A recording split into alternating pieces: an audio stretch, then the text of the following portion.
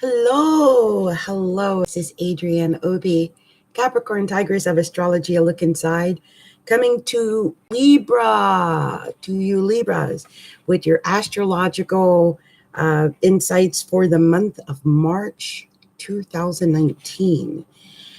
And, well, the first thing that sticks out to me here,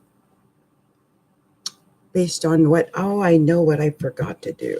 I did it again. See, this is why I don't know if I like doing lives. I miss things. I do. I'll just keep myself busy talking, because the last time I forgot to keep talking. So, there is going to be a full moon in Libra this month. Did you know that? Yeah.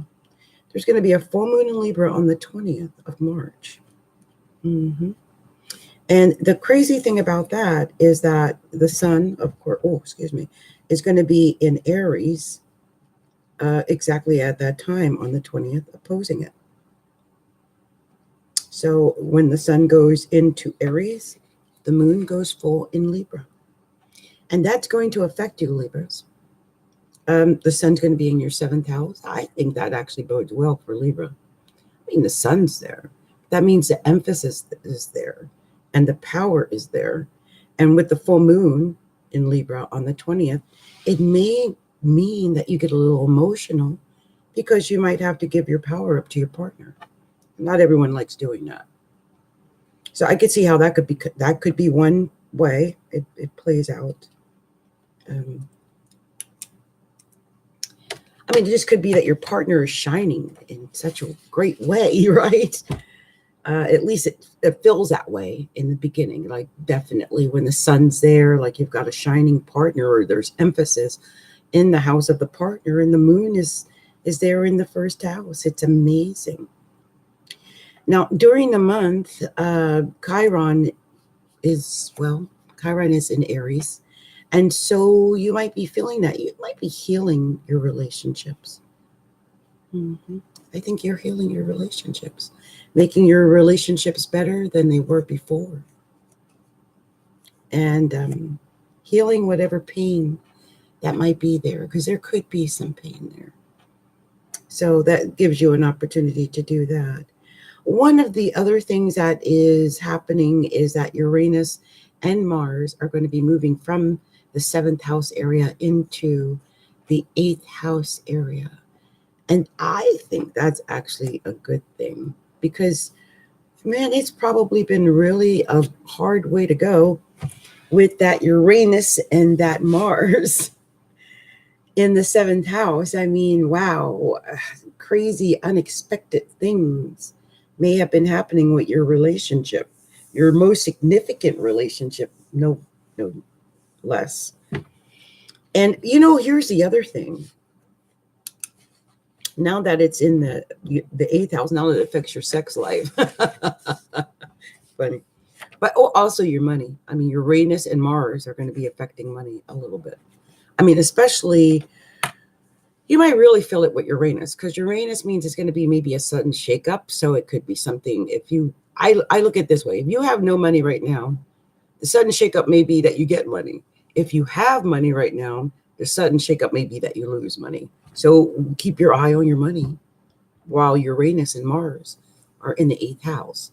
And this is the money that is, due to come to you from other people. This could be money that you get from partners, from annuities, from, I would say from insurances. And it does rule things like insurances, annuities, investments, inheritances, and now Mars and Uranus are there. So it's going to be highlighted for you this month.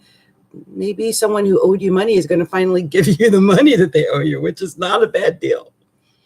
The other emphasis that is big is that Cancer in the North Node is up in your 10th house. And that's going to make you a little bit more compassionate and caring, and I think just more willing to reach out and somehow touch others emotionally through your career.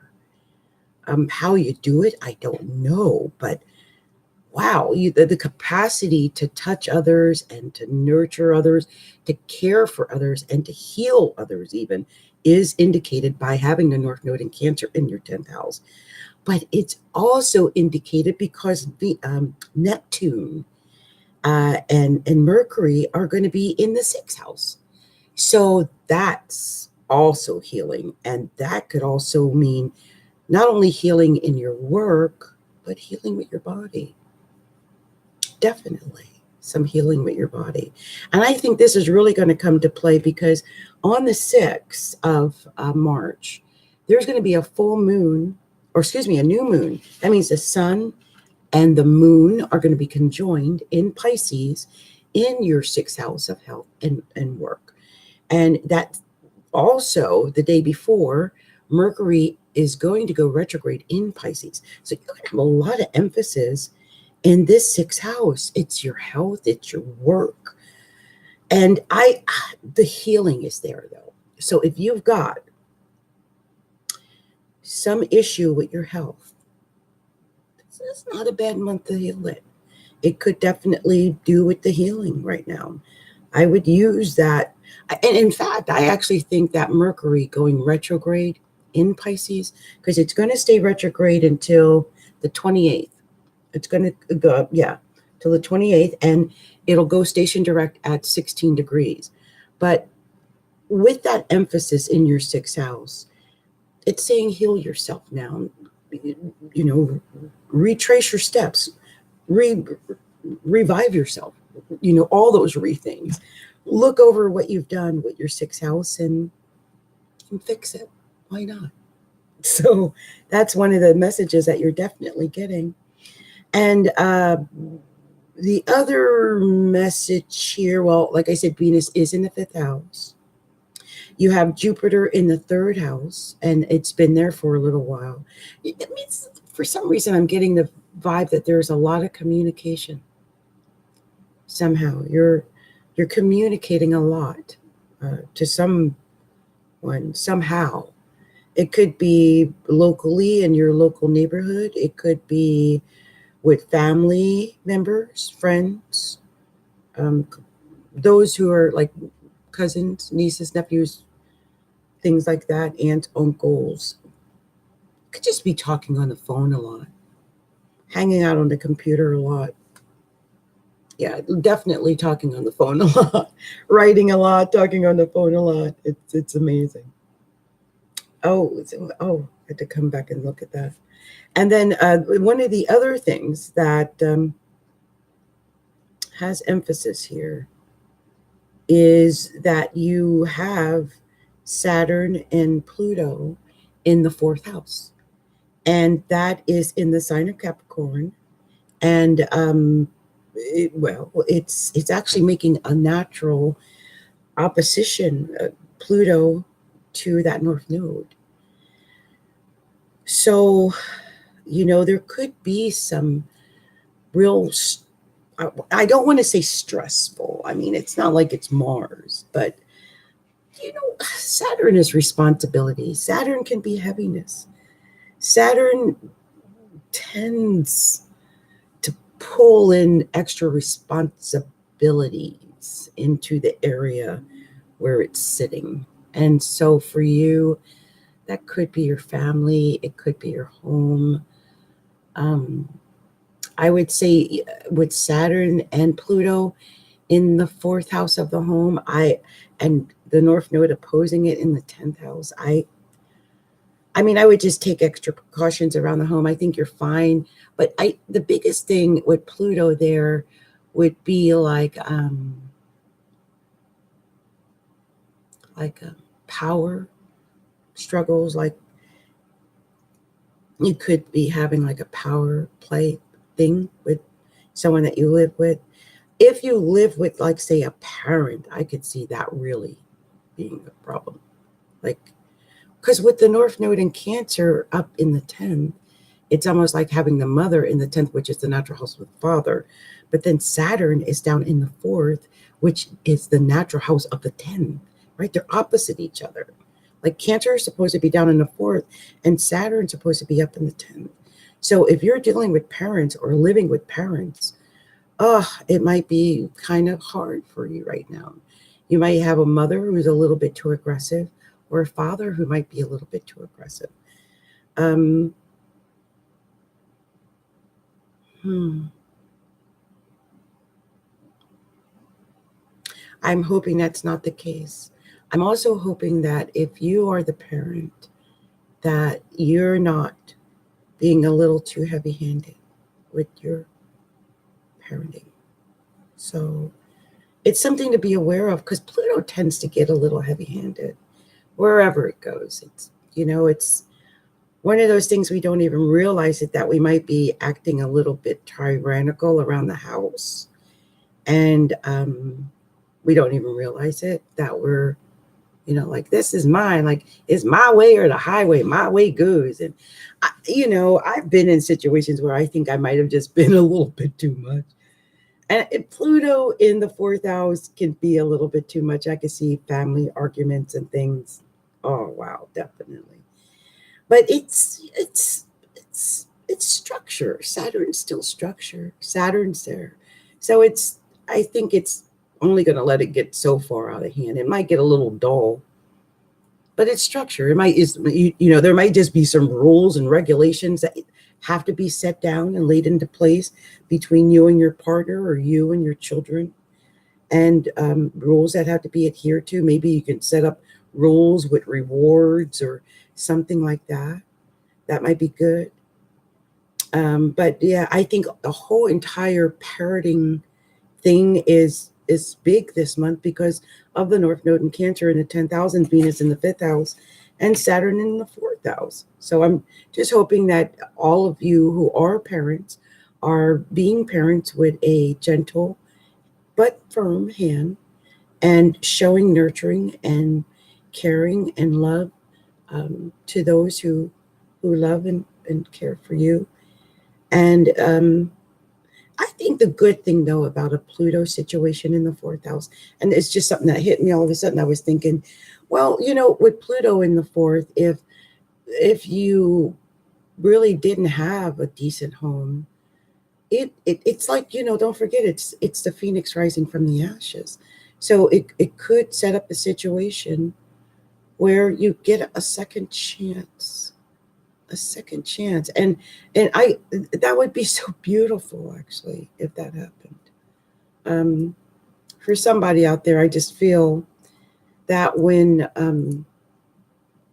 Uranus is at like 29 degrees right now, right, squaring that Pluto, I think right when it goes into Taurus, I just have a feeling someone will hopefully get a new home, or get the home that they're hoping for. That would be nice, an improvement of some kind coming toward them. I do want to say too, because before I think I mentioned what sex, or before I'm not sure if I mentioned money, but every time I see that Mars sitting there in the eighth house, I just think money, money, money, money, money's coming, money's coming. And it may come in a weird, out of the blue kind of way. So you're one sign that I'm going to recommend that you play the lottery until, what day is that? Let me see. Yeah, till play the lotto till um, the 26th. So up until, like, say the 25th, because then it goes into Pisces, and then the emphasis is going to be in your sixth house, not your fifth house. But the fifth house is the house of luck, romance, love, taking chances, lottery, winning, going gambling, going to the casino, dating, dancing, having a good time. And Venus is there. Venus loves to be in the fifth house, and it's there. So I would take advantage of it. It's good. It's good. Very good for romance. Very good for taking chances. And with the Mars in the eighth house, I would definitely, I'd play lotto for the next 2 weeks straight if I were you. I would. Every day, I would play it at least once a day. And you never know. I mean, what's the worst that can happen? You lose $14. But yeah, I would say from I would start now and even start playing a lotto every day. Mars is in the eighth house of money. I mean, if you're going to win a lotto or get an inheritance, this would probably be the time it happens. So take advantage. Okay. Also remember, from the 6th to the 20th, the moon is waxing because it's going from a new moon to a full moon. That means things are growing. So from the 6th to the 20th, things are growing, and that includes possibly your money. So go for it. Okay. All right. Well, this has been Adrienne Obi, Capricorntigress of Astrology, a Look Inside. And please like, share, and subscribe to our YouTube videos and to our YouTube channel. And if you haven't already done so, please go and visit our blog and website at astrologyalookinside.com and subscribe to our blog there. And you can also find me on Facebook at facebook.com/astrologylookinside. And I also occasionally do free readings at our group at facebook.com/groups/astrologylookinside. And finally, you can find me now on Patreon, and that is patreon.com/Capricorntigress. Well, Libra, it has been my pleasure doing your reading. I hope you clear out all the pain that you have with your partnership issues. This would be a great month to do it with that, full moon in Libra and that sun in Aries. But with Chiron going into Aries, that's going to be the area of focus. And I think you can clear it. And I think you guys can do it. I think it's going to be awesome. So good luck to you on that. Much love and much light to you all.